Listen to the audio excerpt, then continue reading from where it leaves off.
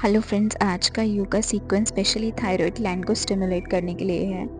Thyroid के बारे में जानते हैं हम पहले। थायराइड एक स्मॉल बटरफ्लाई शेप ग्लैंड होती है जो नेक के फ्रंट में होती है और ये बॉडी के metabolism, energy level, weight balance और हार्मोन्स को कंट्रोल करती है। जब थायराइड इम्बैलेंस हो जाता है तो fatigue, weight gain, hair fall, mood changes और मेटाबॉलिज्म स्लो या फास्ट हो सकता है। जब हम रेगुलर योगा प्रैक्टिस करते हैं तो नेक एरिया में ब्लड सर्कुलेशन इम्प्रूव होता है और थायराइड ग्लैंड को नेचुरल स्टिमुलेशन मिलता है।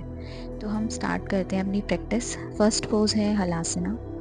अपनी बैक पर लेट जाइए। स्लोली अपने लेग्स को ऊपर लिफ्ट करें और उन्हें हेड के पीछे फ्लोर की तरफ ले जाइए। हैंड्स को मैट पर स्ट्रेट रखें या बैक को सपोर्ट दें। इस पोज में नेक एरिया कंप्रेस होता है जो थायराइड ग्लैंड को स्टिमुलेट करता है। हलासना मेटाबॉलिज्म को एक्टिवेट करता है, डाइजेशन इंप्रूव करता है और स्पाइन को फ्लेक्सिबल बनाता है। स्लो ब्रीदिंग के साथ कुछ सेकंड्स होल्ड करें। Now gently move into the next pose. Second pose sarvangasana. Hand से शोल्डर, लोअर बैक को सपोर्ट करें और लेग्स को स्ट्रेट ऊपर रखें।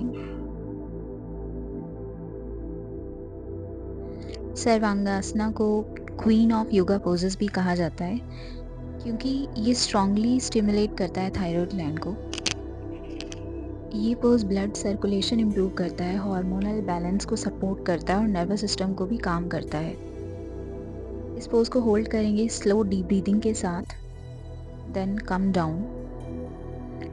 Now move to Setu Bandhasana और ब्रिज पोज। बैक पर लेटकर नीज बैंड करें। पीठ को मैट पर रखें और इनहेल करते हुए हिप्स को ऊपर लिफ्ट करें। इस पोज में थायराइड एरिया स्ट्रेच होता है और थायराइड ग्लैंड पर जेंटल स्टिमुलेशन मिलता है। ब्रिज पोज स्पाइन को स्ट्रॉन्ग करता है, चेस्ट को ओपन करता है और स्ट्रेस को रिड्यूस करता है। Hold for few breaths and slowly release. Now next pose is camel pose और उष्टरासन। नील्स पर खड़े हो जाइए। हैंड्स को लोअर बैक पर रखें और या हिल्स को होल्ड करें। चेस्ट को ओपन करें और नेक को जेंटली बैक ले जाइए। ये पोज थ्रोट और चेस्ट को डीपली स्ट्रेच करता है जिससे थायराइड ग्लैंड में ब्लड फ्लो बढ़ता है। ये पोस्चर इम्प्रूव करता है और एनर्जी लेवल को भी बूस्ट करता है। नेक्स्ट पोज इज भुजंगासन और कोबरा पोज। पेट के बल लेट जाएं। पाम्स को शोल्डर के पास रखें।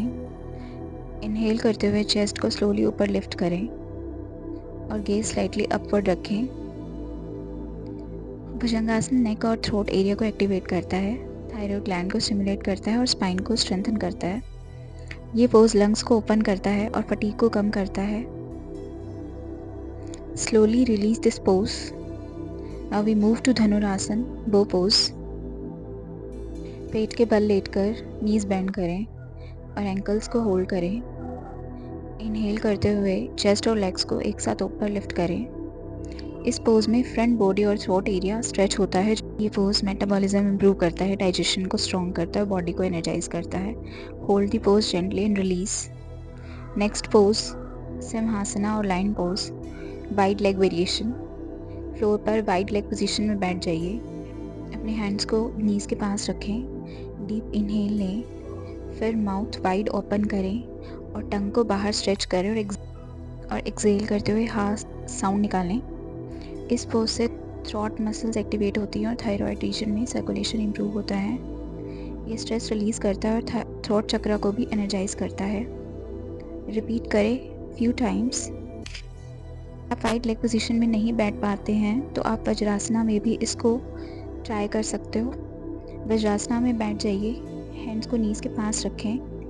डीप ब्रीथ लें, टंग को बाहर स्ट्रेच करें और स्ट्रॉन्ग एक्सहेल के साथ लाइन ब्रीथ करें। ये वेरिएशन थ्रोट ग्लैंड्स को स्टिमुलेट करता है और टेंशन रिलीज करता है। Stay here for a few moments, then release the pose. Now we move to our next pose, fish pose, जिसके लिए बैक पे लेट जाएं। चेस्ट को ऊपर लिफ्ट करें और हेड को जेंटली बैक ले जाकर क्राउन को मैट पर रेस्ट करें। फिश पोज थ्रोट और चेस्ट को डीपली ओपन करता है और थायराइड ग्लैंड में ब्लड सर्कुलेशन को इम्प्रूव करता है।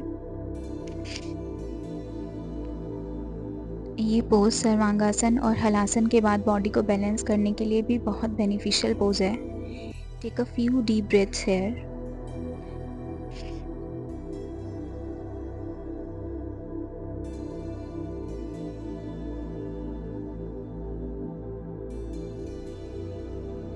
Now finally we move into Shavasana और फाइनल रिलैक्सेशन। अपनी बॉडी को कम्प्लीटली रिलैक्स करें, लेग्स और आर्म्स को कंफर्टेबल पोजीशन में रखें, आइज़ क्लोज करें और स्लो डीप ब्रीदिंग करें। रेगुलर प्रैक्टिस करें and subscribe for more yoga practices. नमस्ते।